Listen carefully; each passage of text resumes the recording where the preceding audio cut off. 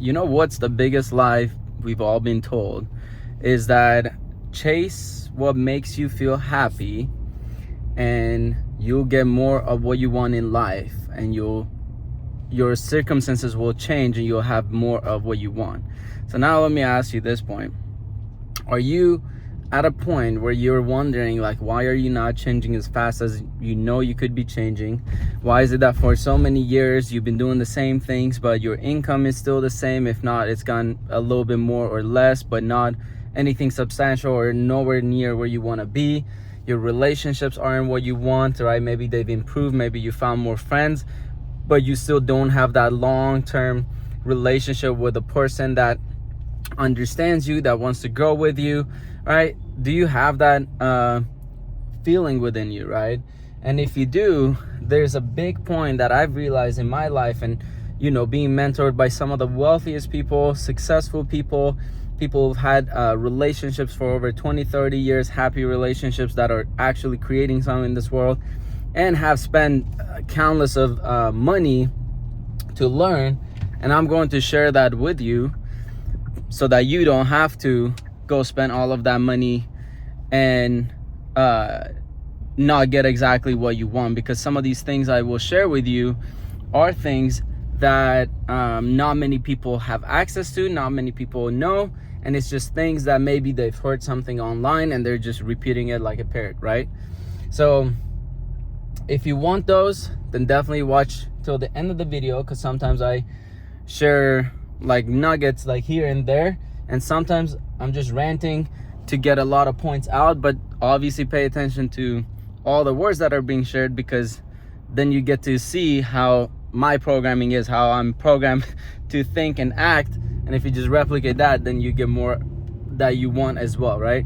So going back to the point of the lie that as long as you're doing something that makes you happy, then you will change, you will get more what you want, and so forth. And that is one of the biggest lies I've heard, because if you just look at the current state of the world, you see there's more wars going on, there's more jobs being replaced, there's more fear in everyone, there's a lot of fear of uncertainty. People don't know what they're going to do, they don't know what their children are going to do.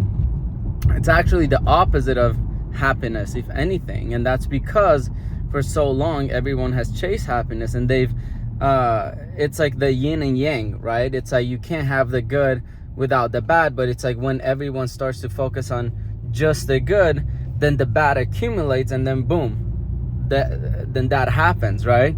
Again, after the biggest wins comes the biggest falls, and after the biggest falls comes the biggest wins. And so something that I've learned throughout my journey that helped me actually change for real, change that when someone else looks at you, they're like, wow, your level of communication has changed, your level of vocabulary has changed, the way you express yourself is a lot more effective, the way you communicate and things like that. And then they see the car you drive is all of a sudden different, they see the type of people you hang out is all of a sudden different. Like when I say change, that's what I mean physical change, not change where you feel like you've changed.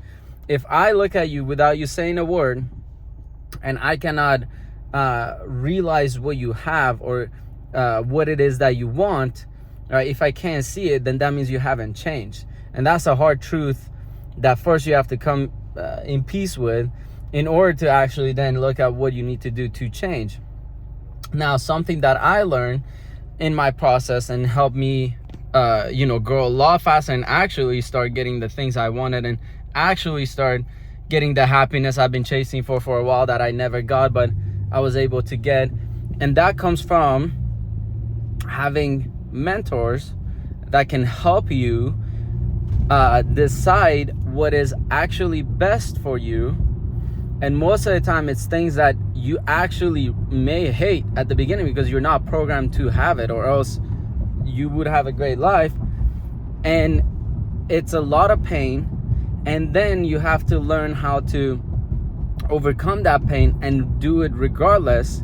And then once you start getting used to that feeling of now you're actually starting to learn what it takes to accomplish this thing that's actually best for you, that's when you will start to change. Because if you don't change, it just will be more and more painful. So it's like you have no choice but to change, right? Imagine if you go into a new country and you have no clue what the language they speak, right? It's a lot of pain, and you may go into the fear of survival of, if I don't change, if I don't learn this language, like I may not survive. Then it's like at that point you're forced to change, and that's when a part of your brain called natural learning ability opens up for you to learn enough of that language to then, boom, you can adapt, you can survive, and you're good. But then because you're not in that pain anymore and you become comfortable, you stop changing, you stop growing. So when it comes to money, when it comes to different things, I remember I had the first time that someone told me go to a major event, and those are events that happens like on a Friday, Saturday, Sunday. So it's a 3-day thing. It costs around $1,500 to $2,000 to go, with the tickets of the event, hotel, things like that, right? And normally you have to travel, and it's a bunch of stuff like that. Then when you get there, you have to pay for food and all of that, right? And that's not comfortable, right? Like not many people have, $2,000 just sitting aside, or $1,000 sitting aside that they can just drop on things, right? Many people live paycheck to paycheck. But when I was supported to understand that that's the best thing for me to do, and even though it's uncomfortable to find a way to come up with the money or borrow money or go in debt or do whatever I have to do to go to that event, once I went there, all of a sudden I started changing in ways that I could not even imagine, and in ways I don't even have words to really describe. But at those events, they say, like many successful people, they say like decisions are made at major events, right? And that's why I'm even going to this next one in Miami at the end of May, like May 30th or May 31st to June 2nd or something like that. And it's in Miami, and I'm going there because I haven't missed an event since that first one I went to like 4 or 5 years ago, because of how much impact it had on my life, right? And each time I go to one, I change a lot. And it's not comfortable to get out of my routine, get out of my comfort zone and go to these things, but that's the whole point of them, is to shock the system, to start integrating more, start seeing, what is within my routine that could even be more effective, and so on and so forth. So going back to the point, if you're not changing as fast as you would like, look at the point of, are you actually taking in points that you know is best, but it does not feel good at all, and it may suck this first 6 months of you trying to figure out how to do the thing.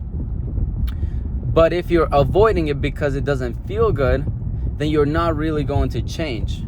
And I tell some people, it's like, if the thing that you're doing initially, right, doesn't feel like, you feel like almost dying, you feel like so much pain, if you don't feel that, then you're not growing. But then when you get through that pain period, then it becomes so much enjoyable, because now you've learned the skill.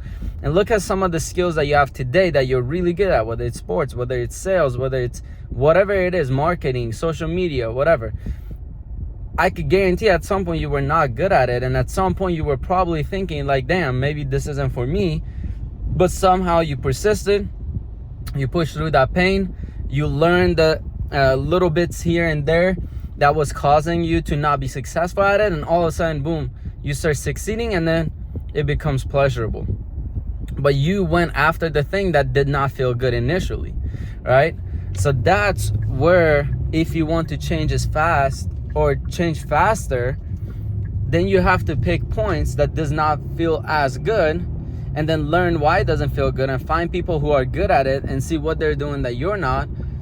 And then I can guarantee it'll become pleasurable for you as well, and you change faster as well. And many people think changing fast is like, but I'm not gonna be comfortable anymore, I'm not gonna watch Netflix every night anymore, and this and that. But the thing is, you could still change and still watch some of your movies, still watch some, like, you have to give some of it up, because you can't do the same thing and expect different results. But you could still do some of that. But again, you have to show yourself, you have to show the universe, how bad do you really want to change. And that's determined by what are you willing to give up. The more you're willing to give up, like your favorite TV show, your favorite music or whatever, and replace it with more audiobooks, with more podcasts that people talk about the things, the skills that you want to develop and whatnot. That's how you show yourself in the universe that you're actually serious about changing, and that's when change happens, and you'll be surprised how much you will get more of what you actually want. So really consider that point. Leave a comment if you have a question so I could go expand more on it. If you want me to make another video to go in depth in any other point, definitely don't hesitate to reach out or comment, and I'll make another video to explain even better. But yeah, hope you got something out of it, and I'll see you in the next one. Bye.